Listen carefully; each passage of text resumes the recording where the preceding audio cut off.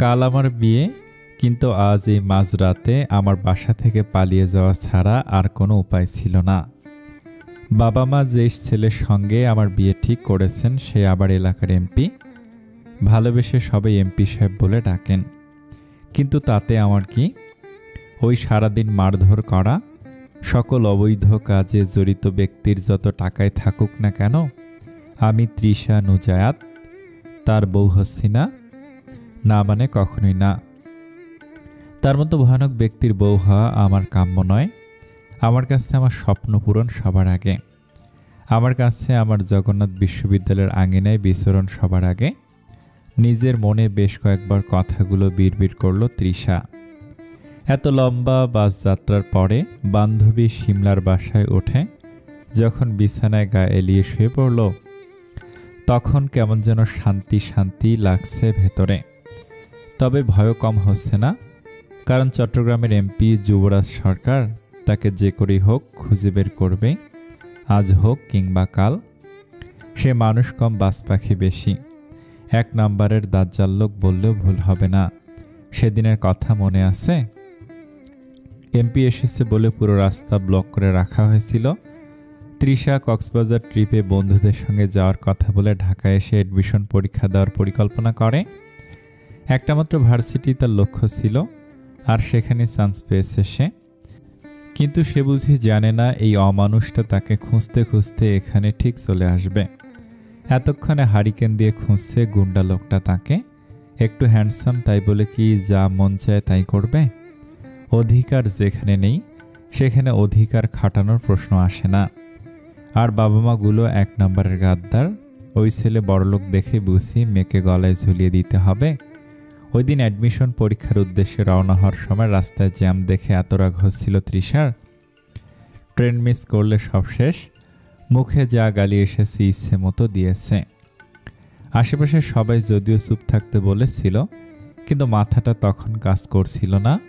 এখন কোনো লোক যে গালি দিয়ে বিয়ের প্রস্তাব দিয়ে বসবে কে জানে। নিশ্চয় গালির প্রতিশোধ বাসরাতে উসুল করবে বলে বিয়ের প্রস্তাব দেয়া। নেতার ওপর ওপর হাসে, ভেতর ভেতর মরে।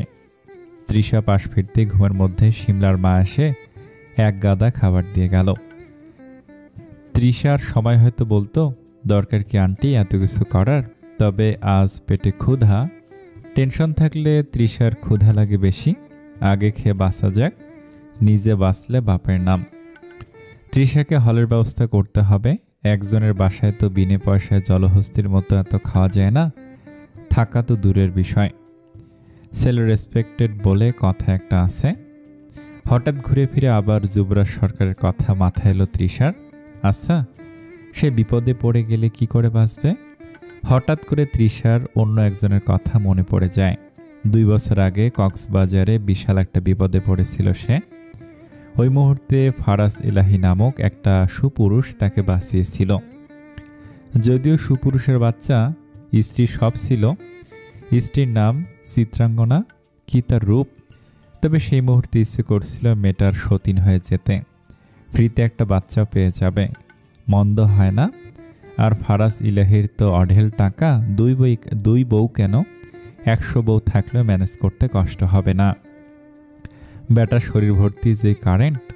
সেইবার কক্সবাজারে এলাহি, তার স্ত্রী, এমনকি অ্যাসিস্ট্যান্ট অভ্রনীল থেকে শুরু করে তার বউয়ের সঙ্গে ভালো সম্পর্ক তৈরি হয়ে যায়। মেয়ে দুটো আসলে ভালো। তারা পরিচয় করিয়ে না দিলে হয়তো ছেলে দুটো কথা বলতো না তার সঙ্গে। আর বলেছিলই বা কি এমন? ফারাজ এলাহির কথাই বলা যাক। তৃষা সুন্দর করে হাত বাড়িয়ে দিয়ে বলেছিল, হ্যালো, আমি হলাম তৃষা নুজায়াত। ফারাজ হ্যান্ডশেক না করে বলল, ও আচ্ছা। মানে কি লেভেলের বউভক্ত ভাবা যায়? তৃষা সেই প্রথম দেখায় একটু বউ হতে চেয়েছিল শয়তান ব্যাটাটার। তবে তাকে বানিয়ে দিল বোন। শালার জীবন। বছরে 365 দিনে ছ্যাঁকা খেয়ে ব্যাকা হয়ে বসে থাকা তৃষাকে যে এত বড় হ্যান্ডসাম টাকাওয়ালা পাত্তা দেবে না, তা স্বাভাবিক নয় কি? না জানি যুবরাজ সরকার তার মধ্যে কি এমন কচু দেখেছে। ইসরে, কচু দেখেছে মানে? তৃষা তো দেখার মতোই। তাকে দেখলে গলি ঘুপসির সব ছেলেরাই তৃষ্ণা বেড়ে যায়। কাল সকালে ভার্সিটি আছে, প্রথম ভার্সিটি যাবে, একটু রূপচর্চার দরকার আছে না? সেখানে গিয়ে সব ছেলেদের চোখ যেন তৃষার দিকে থাকে সেই ব্যবস্থাও তো করতে হবে। আবার রাতে পর্যাপ্ত ঘুম না ঘুমালেও ডার্ক সার্কেল পড়ে যেতে পারে। শিমলা গাজর খাচ্ছিল, সেই গাজরটাও কেড়ে নিল তৃষা। কত কি বানিয়ে মুখে লাগালো। শিমলা অবাক হয়, এই মেয়েকে তো সে সারাদিন এসবই করতে দেখে, ব্যাগ ভর্তি এসব জিনিস। সেই চট্টগ্রাম থেকে ব্যাগে করে সে আলু, শসা, পেঁয়াজ এনেছে। সে একটা নিঃশ্বাস ছেড়ে বলল, কাল দেখবি পুরো ভার্সিটি তো রূপের আগুনে জ্বলে পুড়ে ছাই হয়ে যাচ্ছে। তুই পরে সেই ছাই কুড়িয়ে বাসন মাজিস। তুই মাসশালি, আমার হাত কি বাসন মাজার জন্য তৈরি হয়েছে? নখে ম্যানিকিউর পেডিকিউর করতে কত লাগে ধারণা আছে? মূর্খ রমণী। সেই ভোর থেকে তৃষা তৈরি হয়। প্রথম দিন বলে কথা, নায়িকা কারিনা কাপুর লাগতে হবে অবশ্যই, যাতে ভার্সিটির ঋত্বিক রোশনগুলো তার উপর লাড্ডু হয়ে যায়। কিন্তু এটা তো বাংলাদেশ, ছেলেগুলো যদি ডিপজল হয়, মাথায় বিরাট একটা চিন্তা নিয়ে ভার্সিটির গেটে প্রবেশ করতে দমকা হওয়ার মতো একটা বাইক তার সামনে দিয়ে যায়। আচমকা মনে হলো পাশ দিয়ে কোনো জিনের বাদশা তার আলাদিনের জাদুর গালিচা দিয়ে গতিবেগ 400 বজায় রেখে দৌড়ে দিল। সে একটা ঝটকায় তাল সামলাতে না পেরে সামনের গর্ত মতে জায়গায় জমে থাকা পানিতে গিয়ে পড়ল তৃষা। শিমলা তাকে ওঠানোর বদলে 32টা দাঁত বের করে হাসল। সে হাসি দেখে তৃষার মেজাজ চরম পর্যায়ে গরম হলো। মনটা চাইছিল টেনে এই পানিতে মীর জাফরের বংশধরকে চুবিয়ে মারতে। তৃষা কিছু বলতেও পারছে না। আশেপাশের মানুষ চেয়ে চেয়ে হাসছে। এখন এখানে নিজের উচ্চমাত্রার গালিগুলো ঝাড়তে পারবে না, তখন মানুষ তো তৃষাকে হেব্বি নিচু লেভেলের ভাববে। তৃষা নিজে নিজে উঠে দাঁড়ালো। হাতের মধ্যে সেই নোংরা পানি লেগেছে। হাতটা নাকের কাছে নিয়ে শুকতেই গর্ভবতীর মহিলার মতো বমি চলে আসতেই চাইল। তৃষা নিজেকে সামলে বলল, কুল তৃষা, কুল। পাশ দিয়ে একটা ছেলে যাওয়ার সময় তৃষাকে দেখে হেসে বলল, আপুমণি, ওই জলে একটু আগেই হিসু করেছিলাম। আমার এত দামি হিসুর সুগন্ধিটা যে আপনার হাতে লেগে গেল। কজনের সৌভাগ্য হয় এমন পারফিউম গায়ে মাখার। তৃষার তো মন চাইছে এটাকেও জলে ডুবিয়ে ইন্ডিয়ার বর্ডারে ফেলে দিয়ে আসতে। তবে সে অনেক কষ্টে নিজেকে শান্ত করল। ক্লাস শুরু হয়ে যাবে, হাতে সময় নেই। তৃষা তাড়াহুড়ে ক্লাসের ভিতর ঢুকতে হঠাৎ একটা লম্বা চওড়া লোকের সাথে ধাক্কা খেল। এত তাড়াহুড়োই ছিল, কার সঙ্গে ধাক্কা খেলো এত মাথায় নিল না। ক্লাসের ভেতর বসে 10টা মিনিটও জিরিয়ে নিতে পারল না মেয়েটা। অমনি দুটো মেয়ে ক্লাসে এসে বলল, লাস্ট 10 মিনিটে ক্লাসে কোনো মেয়ে প্রবেশ করেছে? তৃষা তখনও সেসব কথায় পাত্তা দেয়নি। আরও 2-4টে মেয়ে আগেই দাঁড়িয়ে গেছে। হঠাৎই একটা মেয়ে বলল, ওই যে সামনের দিকের ডান পাশে যে মেয়েটা বসে আছে সে একটু আগেই ঢুকলো। তৃষা তখনও ব্যাগ থেকে আয়না বের করে মুখ দেখতে ব্যস্ত। কেন যে প্রফেসর এখনও আসছে না, ধ্যাত। মেয়ে দুটো একেবারে তার সামনে এসে আয়নাটা হাত থেকে কেড়ে নিয়ে বলল, নাম কি? সিনিয়র সামনে দাঁড়িয়ে আছে, চোখে দেখতে পাও না? তৃষা একটু অবাক হলো, মনে মনে বলল, এরা আবার কোন আপদ? মেয়ে দুটোর মধ্যে থাকা চিকন মতো মেয়েটা বলল, নাম কি তোমার? দেখে তো মনে হচ্ছে বেশি বয়সও না। তৃষা মনে মনে বলে উঠল, তো আপনাদের মতো দামড়া লেজ ছাড়া জলপুরি দেখতে লাগছে নাকি? উঠে পড়ো। কোথায় উঠবো? তুমি তো ভারী বেয়াদব, তোমাকে পরে ধরছি, চলো। প্রেম অপেক্ষা করছে। এই আপু দেখেন, আমার এখন পড়ালেখার বয়স, প্রেম ভালোবাসা আমার জন্য অপেক্ষা করলেও আমি যেতে পারবো না। ওদের বলেন পরে দেখা করব। তৃষা আরও কিছু বলতে যাচ্ছিল, কিন্তু শিমলা তাকে থামিয়ে দিয়ে ফিসফিস করে বলল, সিনিয়র হয়, ওদের সঙ্গে লাগতে গেল আর একেবারে লাগিয়ে দেবে, জলদি যা। আর যাই বলবে না কেন সরি বলবি, নিচের দিকে চেয়ে থাকবি। এখন মাথায় বসতে বলল, বসবো নাকি? চুপ কর, যা। বায়োলজি ডিপার্টমেন্টের নিচে তৃষা সহ বাকি মেয়েগুলোকে দাঁড় করানো হলো একেবারে লাইন ধরে। তৃষা আন্দাজ করতে পারছে এখানে যা কিছুই হয়ে যাক না কেন, ভালো কিছু তো কখনই হবে না। তৃষা দাঁড়িয়েছে একেবারে পেছনে, এক এক করে দেখছে সামনের দিকে যাচ্ছে, তারপর সোজা ক্লাসে চলে যাচ্ছে। তবে কার কাছ থেকে ফিরে আসছে দেখতে পাচ্ছে না। সামনে মনে হয় শাহরুখ খান বসে আছে। ঢং। তৃষার পালা আসতেই সে সামনের দিকে গিয়ে যায়। গিয়ে দেখতে পায় বাইকের সঙ্গে হেলান দিয়ে আছে এক উজ্জ্বল শ্যামবর্ণের সুপুরুষ। সাদা একটা গেঞ্জির ওপর জলপাই রঙের শার্ট পরিহিত, শার্টের বোতাম খোলা, চুলগুলো এলোমেলো, গাঢ় সুই সুই, গলায় কিসব ঝুলিয়ে রেখেছে, হাতেও কত রকমের অদ্ভুত ব্রেসলেট। ঘড়ি নেই, কিন্তু কেন? সময় দেখারও সময় নেই বলে? দেখে তো মনে হচ্ছে পুরান ঢাকার খানদানি কোনো বংশের বিগড়ে যাওয়া সুদর্শন লাফাঙ্গা। যাজ্ঞে সিনিয়র সাহেব বুঝি উনি। তৃষার নিজের প্রতি আত্মবিশ্বাস আছে। এই ছেলে নির্ঘাত তার রূপ দেখে থমকে যাবে।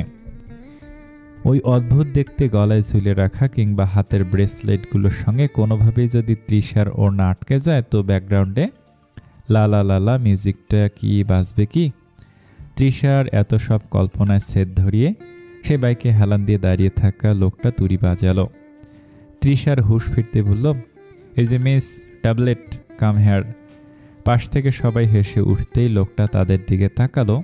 মুহূর্তেই সবাই থমকে গেল। তৃষা একটু অবাক হলো বটে। কোন দেশের প্রধানমন্ত্রী আমার যে ওনাকে দেখে সবার ভয়ে জামাকাপড় ভিজে ফেলতে হবে? তৃষা এগিয়ে গিয়ে বিরক্তি নিয়ে জিজ্ঞেস করল, দেখা হয়েছে আমাকে? হলে বলুন, কেটে পড়ি।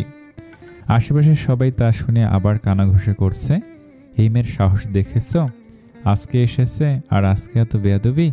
আর সে জানে তার সামনে কে বসে আছে। পেছন থেকে একটা মেয়ে তৃষাকে টেনে কষে দুটো লাগাতে যাবে, তার আগে লোকটা বলল, আমি আসি তো, ওকে বায়োলজি ডিপার্টমেন্টের ক্লাসে পাঠা জলদি। তৃষা সঙ্গে সঙ্গে জিজ্ঞেস করে উঠল, সেখানে কেন? বায়োলজির প্র্যাকটিক্যাল ক্লাস করাবো যে, জাস্ট কাম ফার্স্ট। আর হ্যাঁ, আমি প্রেম নেওয়াজ। রুমের মধ্যে একঘেয়ে ফ্যানটা চলছে। ব্রেঞ্চের ওপরে ভালো করে বসলো প্রেম। তৃষা তার ব্যাগটা আঁকড়ে ধরে দাঁড়িয়ে আছে। সে লক্ষ্য করলো প্রেম, তারপর বলল, ব্যাগটা দাও, ব্যাগে পার্সোনাল জিনিস আছে। দিবিবাল, সিনিয়রের অভ্যাস আছে কিন্তু। ধমকের চোটে তৃষা ব্যাগটা দিতে দেরি করলো না। প্রেম ব্যাগ হাতড়ে একটা লাল লিপস্টিক পেল। ভালো করে দেখে একবার হাসলো, কিন্তু কঠিন সে হাসি। সিনিয়রদের যে সালাম দিতে হয় জানা আছে। ওই সময় তাড়াহুড়ে যে ধাক্কা দিয়ে চলে গেলে সালাম তো দূরে থাক, সরিও বললে না। কাজটা কি ভালো হয়েছে? না, একেবারেই পচা। আচ্ছা, আসসালামু আলাইকুম। আর দুঃখিত। হোপ তোর সাথে মজা করছি, তামাশা চলছে। দেব বাম হাতে একটা কষিয়ে, তখন মজা বুঝবি। সরি। প্রেম নিজেকে শান্ত করে এবার গলার স্বর বদলে বলল, লাল লিপস্টিকটা ঠোঁটে ঘষে আমার গালে একটা চুমু দাও তো। তবে চাইলে ঠোঁটেও দিতে পারো, ঠান্ডা গলায় বলল প্রেম। তৃষা ভয় কেঁপে উঠল। ভাইয়া? ফিসফিস করে বলল, তোর ভাইয়া গেছে জাহান্নামে, তুই চুমু দে, তারপর বাদরমুখী। প্রেম গর্জে উঠল। তৃষার শরীরটা ঝাঁকুনি দিল। সে চোখ নামে বলল, সরি ভাইয়া, পরের বার সালাম মিস হবে না। ভার্সিটিতে আপনাকে দেখলেই সালাম দেব। তুমি আগে চুমু দাও পাখি, সালাম পরের বারের জন্য তুলে রাখলাম। তৃষার ভয়ে ঠোঁট কাঁপছে। পুরো ভার্সিটি শত শত শিক্ষার্থী তার দিকেই চেয়ে আছে, কানাঘুষো করছে, হাসছে। লজ্জা আর ভয়ে তৃষার নাজেহাল অবস্থা। প্রেম তুড়ি বাজাতেই তৃষার হুঁশ ফিরল। সে কাঁপা গলায় পুনরায় বলল, কথা কানে ঢোকে না। ভার্সিটির হলের রুমগুলো কিন্তু পুরে ঝাক্কাস। যা বলেছি যদি না করলে কিন্তু সেই রুমের সফর করিয়ে আনবো। আমার আর ভুল হবে না, এবারের মতো ক্ষমা করে যায় না। ধ্যাৎ শালি। প্রেম তৃষার দিকে এগিয়ে এলো, হাতের সিগারেটটা ফেলে ধোঁয়া ছাড়লো ঠিক তৃষার মুখ বরাবর। সরু চোখে তৃষার দিকে তাকিয়ে ফু দিয়ে চোখের সামনে পড়ে থাকা চুলগুলো সরিয়ে হঠাৎ করে গাল চেপে ধরে বলল, তুই চুমু দিবি নাকি আমি থাপ্পড়ে চুমু আদায় করে নেব?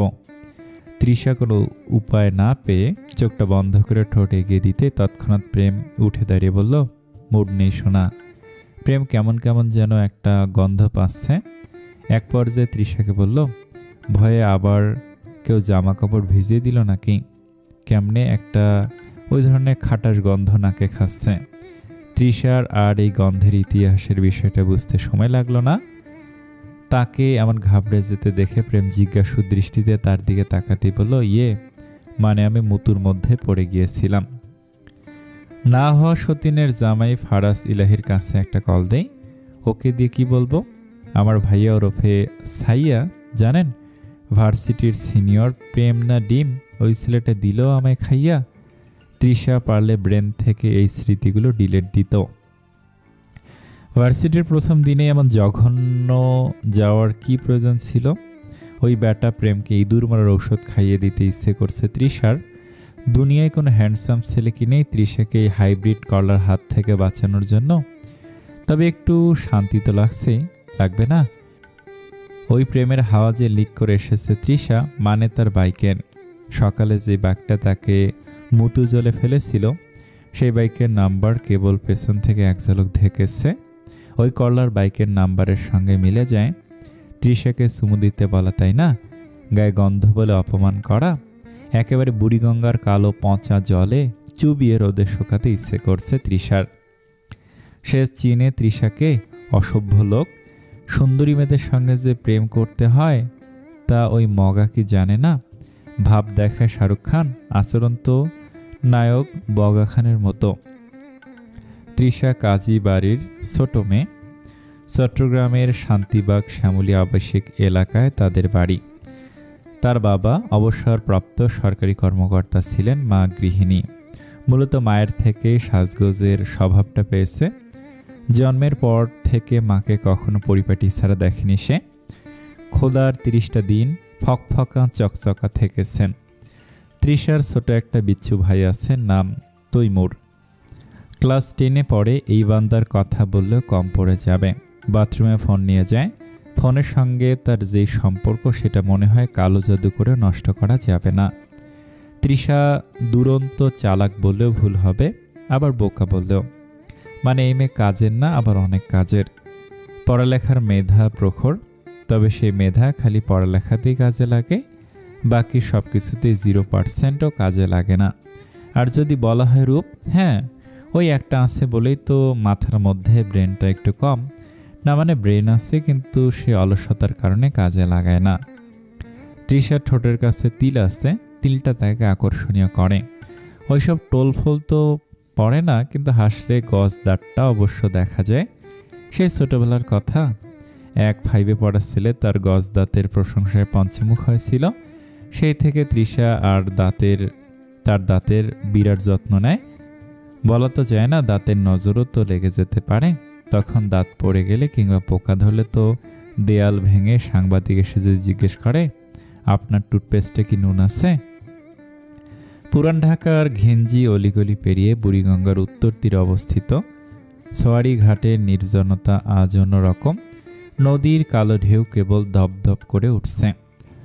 অন্ধকারে ডোবা রাত, শুধু দূরে কাকের মতো কিছু কণ্ঠস্বর ভেসে আসছে, তারপর আবার সব স্তব্ধ হয়ে যাচ্ছে। এই স্তব্ধতার মাঝেই প্রাণ বাঁচানোর তাগিদে মরিয়া হয়ে ছুটছে এক তরুণী। বিয়ে হয়েছে মাত্র 1 সপ্তাহ। যে হাতের মেহেদির রং এখনো পুরোপুরি ওঠেনি, সেই হাতে আজ মাটি খুঁড়ে বাঁচার চেষ্টা করছে। শ্বাসকষ্টে বুকে ধরফরানি, হৃদস্পন্দন যেন বেরিয়ে আসতে চাইছে। তার অপরাধ কি সে জানে না। সে শুধু জানে তার পেছনে ছুটে আসা কালো হুডি আর মুখোশ পরা মানুষটা তাকে খুন করবে। খুনটাও যেন তেন খুন নয়, নির্মমতার সংজ্ঞা পাল্টে দেয়া খুন। মেয়েটি অন্ধকার গলি পেরোতে না পেরোতেই ধপাস করে পড়ে যায় মাটিতে। হাঁটু চিরে ইটের ধারালো কোনা মাংসে ঢুকে যায়। ভয়ার্ত চেহারা নিয়ে উঠে দাঁড়ানোর আগেই শুনতে পায় একটা গান। ফোনে সারা সেই গান, গানের সঙ্গে সুর মেলাচ্ছে কেউ। মেয়েটির বুকের ভেতর ভয়ের পাথর জমে ওঠে, চোখে অন্ধকার ঘনীভূত হয়। দাঁড়াতে না দাঁড়াতে হঠাৎ ঠান্ডা এক চাকু তার গলার ভেতরে ঢুকে যায়, সোজা কণ্ঠনালীর গভীরে। গটগট শব্দে রক্ত ছিটকে বেরোয়, একেবারে লাল ঝর্ণার প্রবাহের মতোই। মরণের সাথে সাথে ভয় বেড়ে যায়, কারণ গানটা এখনো বাজছে। সেই মানুষটা গাইছে গলা মিলিয়ে, কোন ভুলে তুমি শুলে বলো এই ফুলসজ্জায়, স্বপ্নের লাশ কাঁধে নিয়ে ওরা কেন চলে যায়, প্রেম আমার ও প্রেম আমার। মেয়েটি ছটফট করে, গলার ভেতর থেকে ভোঁতা শব্দ বেরোয়। জবাই করা পশুর মতো মুখোশ পরা খুনি এক দৃষ্টে তাকিয়ে উপভোগ করে তার নিস্তেজ দেহে টানাপোড়েন। অভিশপ্ত এক হাসি ভেসে ওঠে মুখোশের আড়াল থেকে। ধীরে ধীরে মুখোশ খুলে ফেলে সে। চোখে উন্মাদনায় মেশানো উত্তেজনা, ঠোঁটে প্রশান্তির বাঁকা হাসি। কিন্তু এখনও শেষ হয়নি। হঠাৎ সে এক ঝটকায় চাকুটা গলার ভেতর ঘুরিয়ে দিল। রুহু কেঁপে উঠল, চোখগুলো বিস্ফোরিত হয়ে ফেটে পড়তে চাইলেও পারল না। এ রাতের আধারে সোয়ারিঘাট পেরিয়ে এই নির্জন জায়গায় কেউ নেই মেয়েটিকে বাঁচানোর জন্য। মেয়েটি ছটফট করছে, তবে সে দৃশ্য তেমন একটা উপভোগ করতে পারছে না লোকটি। এখানে কোনো থ্রিল ব্যাপার আছে নাকি? সে এক ঝটকায় গলা থেকে চাকু বের করে পরপর 4টে কোপ বসালো চোখের মণির ওপর। গলে ছিটকে একেবারে কালো মণিটা নরম হয়ে গেল। চোখগুলো নরম হয়ে গলে পড়ল। গালের ওপর ছিটকে পড়ল লাল কালো রক্তমাখা মাংসের টুকরো। মেয়েটি ততক্ষণে মৃত। মৃত্যুর কারণ জানার আগে মৃতদেহের ওপর ঝুঁকে খুনি হাত বাড়ল। মেয়েটির লম্বা কালো চুলের ভেতর আঙ্গুল চালিয়ে বলল, বাহ, চুলগুলো বেশ তো, আমার যে এগুলোই চাই। তারপর এক ঝটকায় হুডির পকেট থেকে কাঁচি বের করে ঘ্যাসাং শব্দে গোড়া থেকে কেটে ফেলল পুরো চুল। হাতে নিয়ে এমনভাবে দেখল যেন সে বিশ্ব জয় করে ফেলেছে। চোখে মুখে আবারও সেই তৃপ্তিদায়ক হাসির রেখা। চুলগুলো পকেটে ঢুকিয়ে দিল সন্তুষ্টির হাসি মুখে নিয়ে। তারপর সোজা উঠে দাঁড়ালো। কি গরম পড়েছে আজ! এত গরমেতেও প্রতারকদের খুন করতে কষ্ট হয়, তাই না? সে হুডিটা খুলে হাতে নিল। পরনে একটা সাদা রঙের শার্ট ছিল। শার্টের বুকের কাছের বোতামটা খুলে হাঁটতে হাঁটতে সেখান থেকে চলে গেল। লাশটা যে কিছু না বলা প্রশ্নের উত্তরের অপেক্ষা করতে ওপারে দাবি নিয়ে চলে গেল, তাতে তার কিছু যায় আসে না। সকালে এই লাশ নিয়ে বড় হইহট্টগোল বাঁধবে। জলদি বাড়ি ফিরে ঘুম দিতে হবে, নইলে সকালে খবরে ব্রেকিং নিউজটা শুনবে কি করে? মানুষটাকে জানতে হবে না একটা প্রতারকের শেষ পরিণতি কী ছিল। যাওয়ার সময় সে এক নাগালে গান গাইল, প্রেম আমার ও প্রেম আমার। নেওয়াজ কুঠি রানীগঞ্জের জিঞ্জিরে অবস্থিত সেকেলে একটা জমিদারি বাড়ি। যদিও এই বাড়ি দেখতে তেমন হলেও জমিদারের বাড়ি নয়। একসময় ইংরেজরা তৈরি করেছিল দেশ ছেড়ে যাওয়ার আগে। নেওয়াজ বাড়ির পূর্বপুরুষ কিনে রাখে। তারপর সিদ্দিক নেওয়াজ বাড়িটিকে পুনরায় সংশোধন করে এখানে বসতি স্থাপন করেন। বুড়িগঙ্গার তীর ঘেঁষে নেওয়াজদেরই কুঠি। নেওয়াজ পুরান ঢাকার নামি দামি বংশ। তাদের মশলার ব্যবসা আছে। দেশে বিদেশে নদীপথে মশলা রপ্তানি করে থাকেন। পুরান ঢাকার নামি দামি আড়তগুলোর মধ্যে শতাংশ তাদের নিজস্ব। নেওয়াজ বাড়ির আসল কর্তা সিদ্দিক নেওয়াজ এই বয়সে এসেও একা হাতে সব সামলাচ্ছেন। ছেলে একটা আছে, তবে সে এখন থেকেও নেই। নিজের আপন বলতে একমাত্র নাতি প্রেম নেওয়াজ আছে, তবে সে তো মশাই বদমেজাজি হয়েছে একটা। বাইক নিয়ে ঘোরাঘুরি, এখানে সেখানে ঘুরে ফটোগ্রাফি, গিটার একটা নিয়ে রাত জেগে আড্ডা দেয়া, এসব ছাড়া আর তার কাজ কি? কই দাদার বয়স হয়েছে ব্যবসার হাল নিজে ধরবে তা তো নয়। উল্টো রাতে মদ খেয়ে বাসায় ফিরলে এই বুড়োটাকেই সামাল দিতে হয়। তবে আর নয়, এবার একটা হেস্তনেস্ত করতেই হবে। ভালো মেয়ে দেখে বিয়ে পড়িয়ে দেওয়ার আগ পর্যন্ত এই মহাশয় লাইনে আসার পাত্র নয়। হয়েছে একটা বুনো হায়না। মুখ হাত দুটোর সবার আগে চলে। বাচ্চা কাচ্চা না হলে নাতির এই স্বভাব বোধ হয় আর ঠিক হচ্ছে না। সংসারের পানি গায়ে পড়লে বখাটেপনা সারবে। সিদ্দিক নওয়াজ সকাল সকাল উঠে চেঁচামেচি করেন। দৌড়ে আসেন তার মেয়ে হেতিজারা আগে রাজশাহী থাকত। স্বামী মরেছে, সেই ছোট মেয়েটা হওয়ার পর শেষে এত অভাব অনটন দেখে সিদ্দিক নিজের কাছে এনে রাখেন। হেতিজার ঘরে 2 ছেলে মেয়ে। ছেলেটা একেবারে মানুষের মতো মানুষ হয়েছে বলা চলে। স্পেশাল ফোর্সের অফিসার। তার কথা বলার ভঙ্গিমা থেকে শুরু করে সবই আলাদা। বেশি কথা বলে না, তবে যা বলে তা কম কোথায়। এই বাড়িতে প্রেম নেওয়াজের ভক্তের থেকে প্রত্যুষ দেয়ানের ভক্ত বেশি। মেয়ের মায়েরা লাইন দিয়ে দাঁড়িয়ে থাকেন বিয়ের কথা বলার জন্য। সরকারি চাকরিজীবী, তাও আবার ইন্টেলিজেন্ট স্পেশাল ফোর্সের অফিসার। ডেশিং লুক, মারাত্মক চাহনি, কোনোটার অভাব নেই তার। প্রত্যুষ নাস্তার টেবিলে বসে বোন প্রেমান্তিকে জিজ্ঞেস করলো, কিরে প্রেমা, প্রেম কোথায়? নাস্তা করবে না? সে তো রাত করে ফিরেছে, আমি ডেকে আনি ইচ্ছে। প্রেমা মুখটা ভেংসি কেটে ঢেং ঢেঙিয়ে প্রেমের ঘরের দিকে গেল।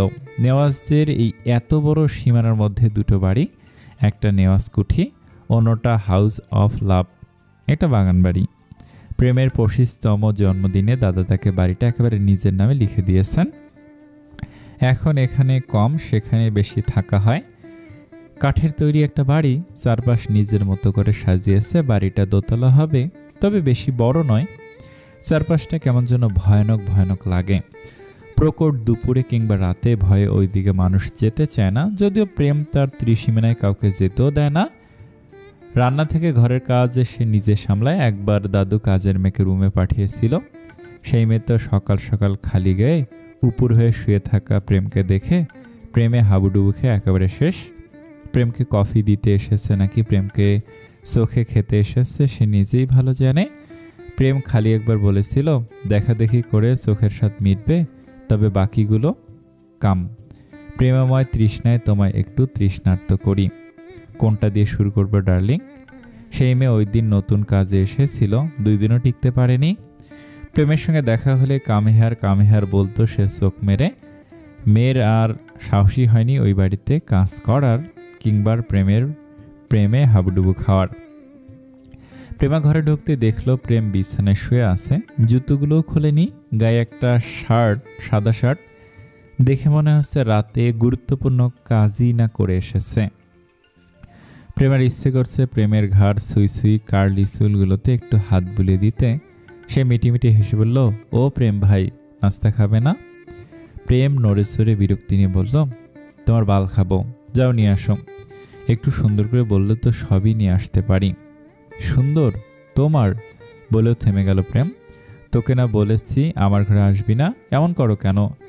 সকাল সকাল পীড়িতের প্যাচাল পারিস না তো, তোকে দেখলে আমার মাথার রগগুলো নড়ে ওঠে।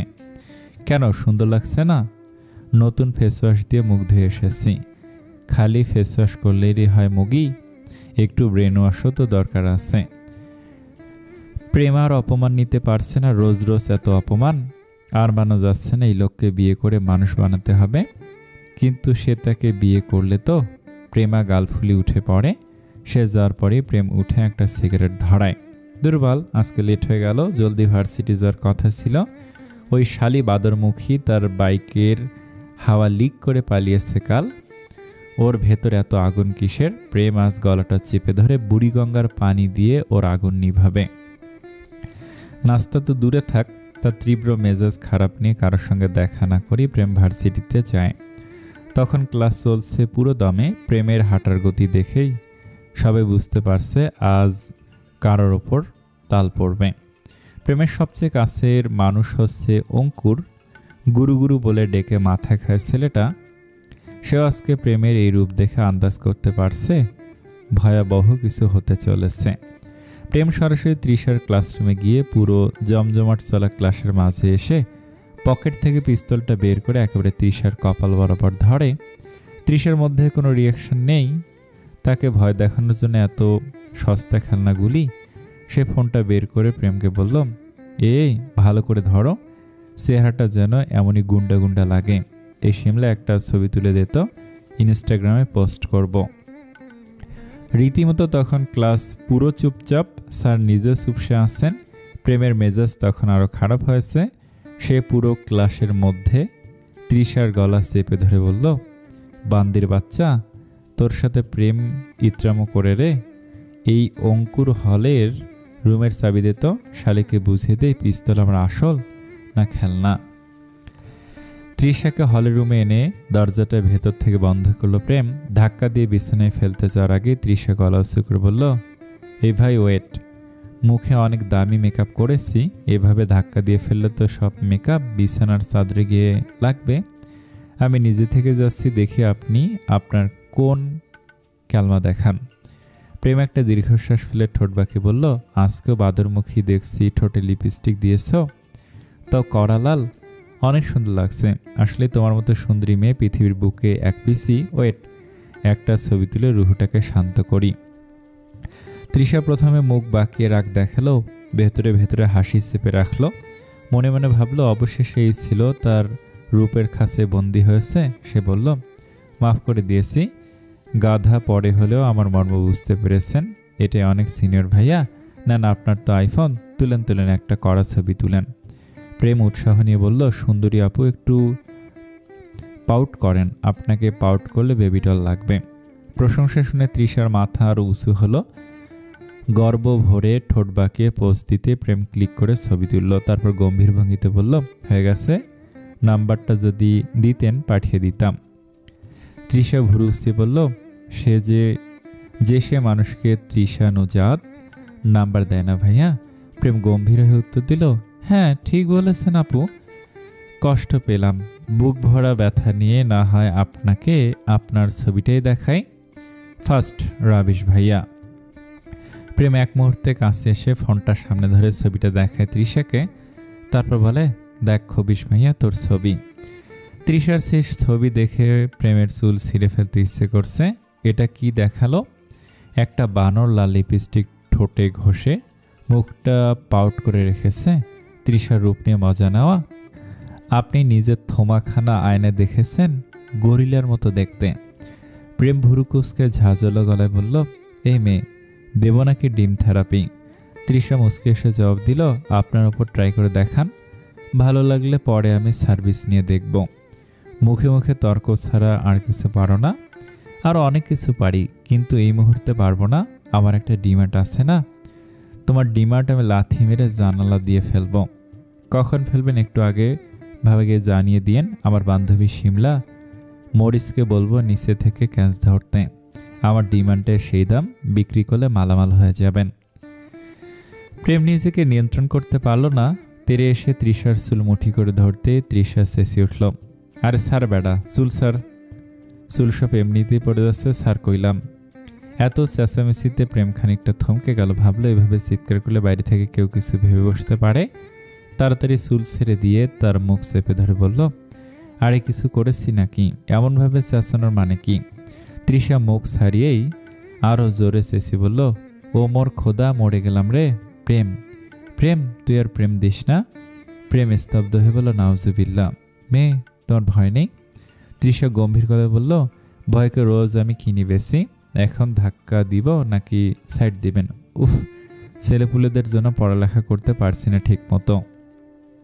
এই যাচ্ছ কোথায়? চুপ কর বেটা, আপনার মুখ করে দেব ভোতা। চুপ থাক, যে কারণে এখানে তোকে আনা তা তো এখনো বাকি। কি? প্রেম গভীর দৃষ্টি মেলে কাছে এগিয়ে এলো।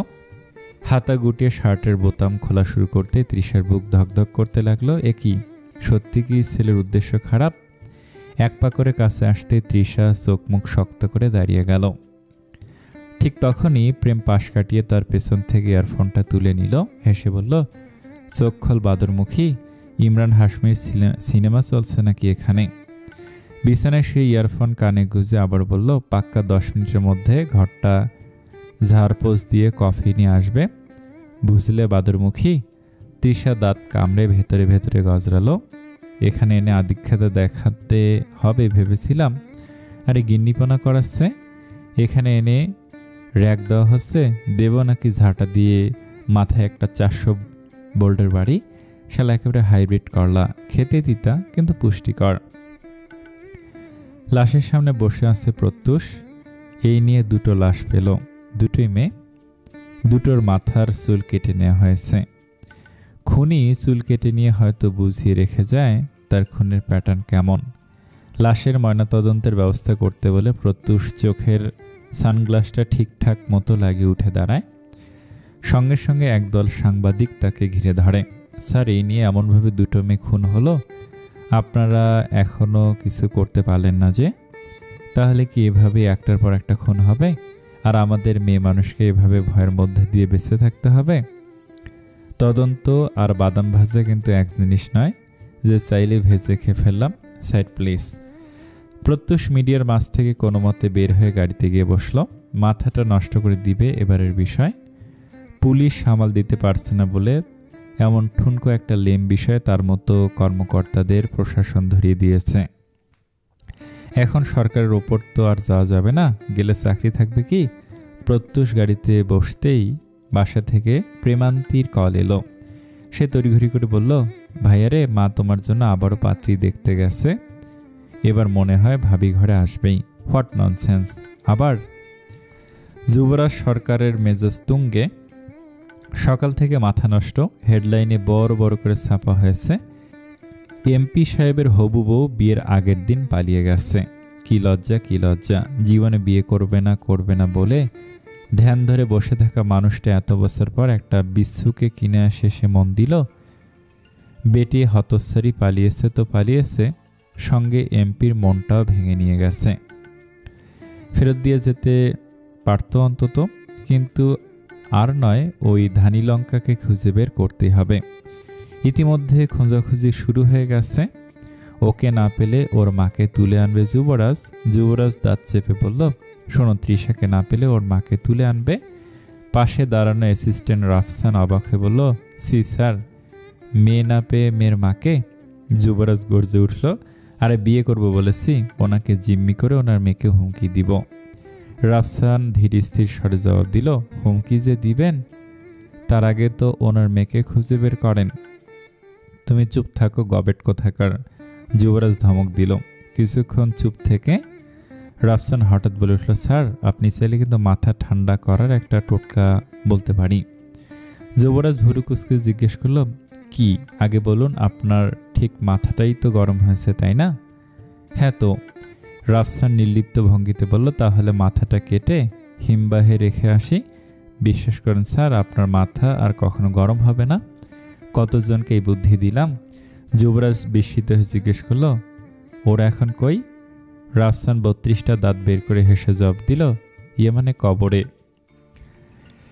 সন্ধ্যা তখন নেমে এসেছে পুরান ঢাকার আদি মহল্লা নাজিরাবাদে। এলাকার প্রকৃত চেহারাটাই আলাদা। নাজিরাবাদকে সময়ের গহ্বরে আটকে থাকা এক মহল্লা বললে ভুল হবে না। সরু সরু আঁকাবাঁকা গলি, ইটের দেয়ালে খসে পড়া চুনকাম, কোথাও কোথাও শ্যামলা জমে সবুজ হয়ে আছে। পুরনো নকশার কাঠের বারান্দা দুলতে দুলতে ঝুলতে থাকে। তার নিচে দোকানপাট ভিড় লেগে আছে। একপাশে ভাঙাচোরা টিনের চালা থেকে টুপ টুপ করে পানি ঝরে। অন্য পাশে কড়াইতে ভাজার শব্দের সঙ্গে মিশে আসছে পুরান ঢাকার বিশেষ গন্ধ। কাবাব, বুটের ঝাল ভর্তা, চটপটির তীব্র মশলা, আবার কোথাও কোথাও আগরবাতির ধোঁয়া। এমন গলির ভেতরে সন্ধ্যাবেলা একা ঘুরতে বের হয়েছিল তৃষা। বান্ধবী শিমলা আসেনি, তাই একা একাই ঘুরবে বলে ঠিক করে সে। প্রথমে মনে হয়েছিল একটু হাঁটাহাঁটি করবে, পুরান ঢাকার আসল গলি দেখবে। সরু গলির মাথায় ম্লান কানাবাতি, দালানের চালে ঝুলে থাকা বৈদ্যুতিক তারের ফাঁক দিয়ে আলো ছিটকে আসছে। কিন্তু নাজিরাবাদের গলি তো কোনো সাধারণ রাস্তা নয়। এ এক গোলক ধাঁধা। বাঁক পেরোলেই আরেক বাঁক। একটা গলি গিয়ে মিলেছে 3টে নতুন গলির সঙ্গে। কোনটা ধরে বেরোতে হবে এই সিদ্ধান্ত নেওয়া মুশকিল। তৃষা অজান্তেই পথ হারিয়ে ফেলল। তৃষার ফোনে ডাটাও নেই, গুগল ম্যাপ দেখবে কেমন করে? কি অভাব চলে এলো রে! হঠাৎ সামনের গলিতে ঢুকতেই 7-8টা কুকুরকে বসে থাকতে দেখল। মহল্লায় নতুন মানুষ এসেছে তো, তা কি করে বুঝতে বাকি। একসঙ্গে সবগুলো কুকুর উঠে দাঁড়ায়, ঘেউ ঘেউ করতে করতে এগিয়ে আসে।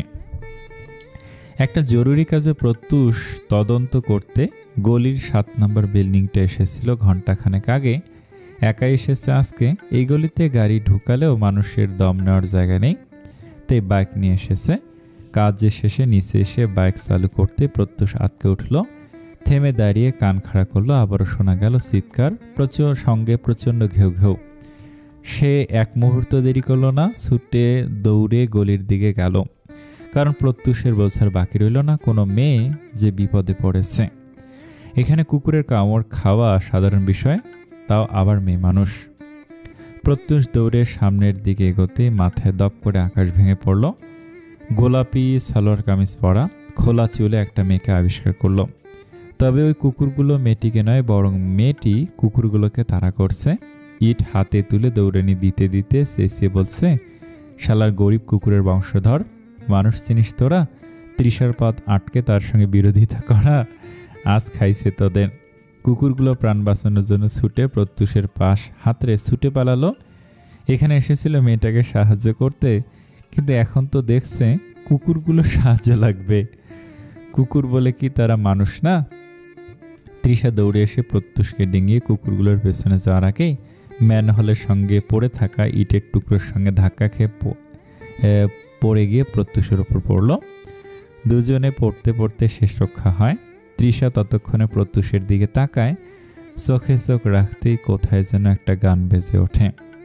তুম দেখা তো ইয়ে জানা সনম, প্যার হোতা হে দিওয়ানা সনম, अब ये से कहा जाए हम, तेरी बाहों में मर जाए हम।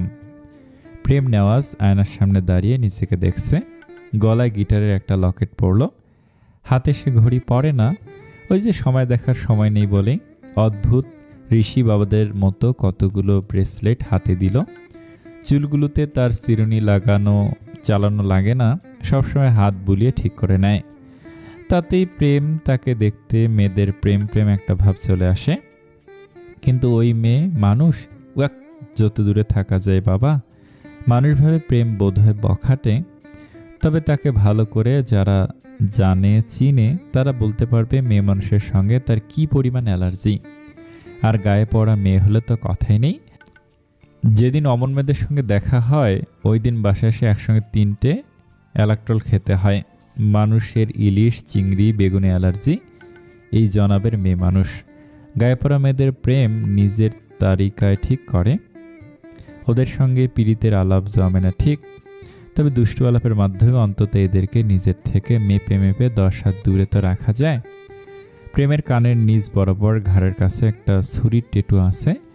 সে টেটুটা ভালো করে দেখে খালি গায়ে সাদা শার্টের প্যান্টটা পরে বিছানায় বসে পড়ে। তার এন্টিক জিনিসের প্রতি আকর্ষণ কাজ করে। ঘরটা সেসব জিনিস দিয়ে সাজানো, সঙ্গে পুরো ঘর জুড়ে তো প্রেমের তোলা অহরহ ছবি তো আছেই। সারা বছর এদিক ওদিক ঘুরে ছবি তুলতেই থাকে। শেষবার সুইজারল্যান্ড গিয়ে 6 মাস থাকা হয়েছে। শেষে দাদু হার্ট অ্যাটাকের নাটক করে বাড়ি আনিয়েছে তাকে। তবে এই কাঠের বাড়ি আর তার ডেকোরেশন দাদু ভাইয়ের নাকি ভাল লাগে না। দাদু ভাই বলে এটা তো বাড়ি না, একেবারে চিড়িয়াখানা। দাদু ভাই ছাড়া প্রেমের আপন বলতে কেউ নেই।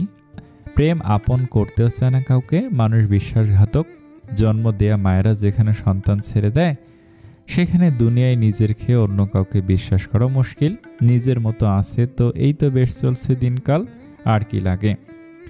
প্রেম গিটারটা হাতে নিয়ে বিছানে বসে সিগারেট ধরায়। পাশে টেবিলের ওপর কাঁচের গ্লাসটা ছিল, তাতে মদ ঢালা।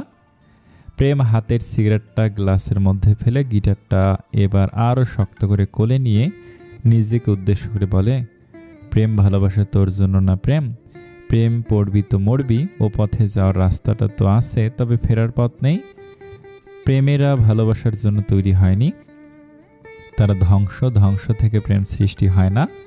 প্রেম গিটারে টুংটুং করে বাজালো, সুর মিলিয়ে গান ধরলো, প্রেম আমার ও প্রেম আমার। হেতিজা নওয়াজ ভাত খাওয়া থেকে সবকিছু বন্ধ করে দিয়েছেন। একে তো ছেলের জন্য এতগুলো মেয়ে দেখলো, তার মধ্যে থেকে একটা পছন্দ হয়নি। উল্টো নাকে একটা ব্রণ উঠেছে, কি যে ব্যথা। মুখে কিছু উঠলে হেতিজা সেটাকে যতক্ষণ না খোঁচাতে পারে, কেন খোঁচায় নিজেও জানে না। আবার সে এটাও জানে যে খোঁচাখুচি করতে গিয়ে দাগটা যে বসে যাবে, তখন সে ডিপ্রেশনে চলে যাবে। কিন্তু তাতে কি, আপাতত খুশিয়ে তো আরাম লাগছেই। প্রেমা মায়ের ঘরে ঢুকতেই হেতিজা জিজ্ঞেস করলেন, প্রত্যুষ আসেনি? না, আসেনি। হেতিজা মুখ বাঁকিয়ে বললেন, ইস, কি ঘোড়ার ডিমের চাকরি। বিয়ে দিলে যদি এত রাত পর্যন্ত ডিউটি করতে হয় তবে কি বউ টিকবে? আর আমাকেও কি নাতি নাতনির মুখ দেখার সৌভাগ্য হবে কখনো? প্রেমা দাঁত কেলিয়ে বলল, কেন মা, আমি আসছি না? আমাকে বিয়ে দিয়ে দাও, তোমার স্বপ্ন পূরণ করে দেব। সি, কিসব কথাবার্তা, ঝাঁটা দিয়ে বাড়ি মারব সর সামনে থেকে। প্রেমা মুখ ভেংসি দিয়ে বলল, গেলাম প্রেম ভাইয়ের কাছে। হেতিজা হাফ ছেড়ে বলল, যা খালি, আমি তো মুখে বললাম প্রেম দিবনি একটা বাড়ি, তখন খুশি হব। প্রেমা মনে মনে আরেকবার মুখ ভেঙচি কেটে বলল, আল্লাহ জানে এটা আমার ঠোকানো মা নাকি আমি নিজেই ঠোকানো। রাতের খাবার খেয়ে সিদ্দিক নেওয়াজ রুমে বসতেই তার বাম হাত কালুর বাপ ওরফে মোখলেস হোসেন বদরুদ্দোজা এসে হাজির হলো। এই বুড়িটা লুঙ্গি গায়ে পুরো অলিগলি চক্কর দিয়ে বেড়ায়, একেবারে সিদ্দিক নেওয়াজের খাস লোক বলা চলে। কোন বাড়িতে কি খবর চলছে তা ওই বাড়িতে ঘটার আগেই কালুর বাপের কানে পৌঁছে যায়। লোকটা চিকন চাকন, মুখে দাড়ি নেই, এই বয়সে একেবারে ক্লিন শেপ, গায়ের রং কালো মতো, সারাদিন পান খেয়ে ঠোঁট লাল করে রাখেন। তার সামনে দাঁড়িয়ে কথা বলতে হলে অবশ্যই একটা ছাতা খুলে ধরা চাই, নইলে পানের পিক ছুঁড়ে সামনে দাঁড়ানো মানুষটাকে পিক বিলাস করিয়ে দেবেন। কালুর বাপের গিন্নি মরেছে 10-12 বছর আগে, কিংবা আরও বেশি, ঠিক মনে নেই, কিন্তু পৃথিবীর সব সুন্দরীকেই সে মৃত বউ নার্গিসের চোখে দেখে। তাকে এত ভালোবাসত যে আজও লুঙ্গি পরে পথে ঘাটে নার্গিসের গানে কষ্টের মাজা ঢুলানো নাচ করে বেড়ায়। এতে কিছুদিন আগে সিদ্দিক কালুর বাপকে হুকুম দিয়েছে প্রেমের ওপর নজর রাখতে। নাতিকে যদি একবার হাতে নাতে কোনো মেয়ের সঙ্গে কথা বলতে দেখা যায় তাহলে সঙ্গে সঙ্গে কট দিয়ে বিয়ে পড়িয়ে দেবে। সিদ্দিক নাতিকে দেখিয়ে দেবে সে যদি ডালে চলে তাহলে দাদুও চলে পাতায়। কালুর বাপ ঠিকই করেছে, আগামীকাল ভার্সিটি যাবে। এবার হাতে নাতে নেওয়াজ বাড়ির ছেলেকে না ধরতে পারলে সে নিজেই নার্গিসের গানে নাচা ছেড়ে দেবে। সারা রাত তৃষার ঘুম আসেনি। বারবার ওই গলিতে যেই ছেলেটি তাকে সাহায্য করতে এগিয়ে এসেছিল তাকেই মনে পড়ছে। তৃষা ভেবেছিল ওই হিন্দি গানটা হয়তো তার মনে বেজে উঠেছে, কিন্তু বাজলো পাশ দিয়ে যাওয়া ব্যক্তির ফোনে। এমন রিংটন কেউ ব্যবহার করে? তবে প্রত্যুষ ওই লোকের সামনে পরিস্থিতি সামাল দিতে গিয়ে তৃষাকে টুপ করে ছেড়ে দিয়েছিল। অমনি সেও মাগো বলে চিৎকার করে ওঠে। চা লেগেছে না মাইরি, জখমটা ব্যথা দিয়েছিল ঠিকই, কিন্তু সেই সুন্দর ছেলেটা তাকে বাঁচিয়েছিল। ভাবলে ব্যথা কোথায় যেন মিলিয়ে যাচ্ছিল। রাতে শিমলা মলম লাগিয়ে দিয়েছিল, তবু পরদিন ভার্সিটিতে এসে তৃষা আধো ঘুমে ক্লাস কাটল। তবে আজকে একটা মানুষকে সে কোথাও দেখেনি। ওই হাইব্রিড কলারটা কি মরে টরে গেল নাকি? অভিশাপ লেগে গেল না তো? ক্লাস শেষে বের হতেই অঙ্কুরের সঙ্গে দেখা হতেই সে বলল, আরে ভাবি আপনি? তৃষা ভুরুকুসকে বলল, ভাবি? অঙ্কুর সার্ভার পাত্র নয়?